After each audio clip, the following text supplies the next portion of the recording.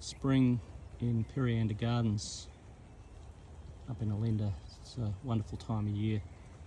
Some of these large trees have been here 50, 60 plus years. You got maples, you got firs. This is Abies Pinsapo glauca. You got some of the maple species. You've got the cut leaf Norway maple, Platanoides dissectum, Aciniatum, Loculias, some of the pine species, birches.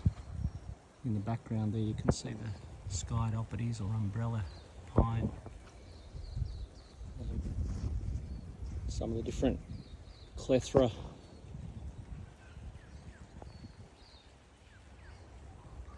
Great place to spend. This is wet up here today in the start of November, but if you come here on a nice sunny day like it was yesterday, great place for a picnic. Pirianda Gardens. Pick yourself, park yourself a picnic in your boot and come up to the Dandenong Ranges. Pirianda Gardens just on the Monbulk-Olinda Road, just off.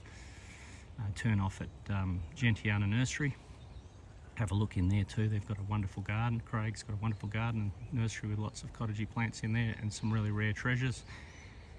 So a lovely part of the world to be in as we get into our warmer weather for spring and summer, and always looks good just after a rain. We've had a good inch or two of rain overnight, so there's a blue cedar in the background.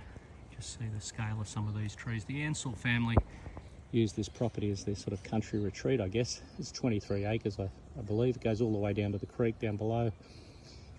It's quite steep, so just be mindful if you've got elderly or people that haven't got the ability to navigate steep paths and so forth, keep that in mind. But if you've got the ability and the fitness to go up and down these just general fitness, you'll get up and down here really easily.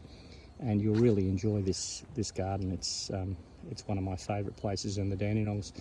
You're more than likely to see a lyrebird or two, and if you allow a few hours, you'll get more out of it. It's the sort of place you just meander through up and down paths and tracks, and it's quite extraordinary what is here. It was a place where, when we were able to import plants, there was a quarantine house here, and the Ansells had that often full with quarantine plants. My father was actively involved importing plants at that time, and he often had plants in Harvey's quarantine house from Hillier's and other parts of the world.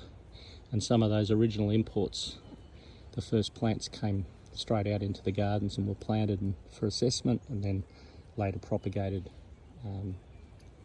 if they were successful. So that sort of part of horticulture is largely missing in Australia now. Mostly you're getting things that are imported that are massively propagated in mass production, and often PBR lines that have got some licensing so that they can make big money on any of the imports, because the costs are largely prohibitive to import things now. So a wonderful sort of snapshot in history of horticulture in Australia, Pirianda, because from the 60s onwards, while there was still the ability to import things relatively easily, luckily there were people like my father, Arnold Tees, and Ken Galanders down in Tasmania, and a few others that were actively importing stuff, and then their sons and daughters, like I was able to, with my brother, import a lot of things over many decades. But it got increasingly more difficult with the quarantine restrictions, and cost prohibitive is probably the thing.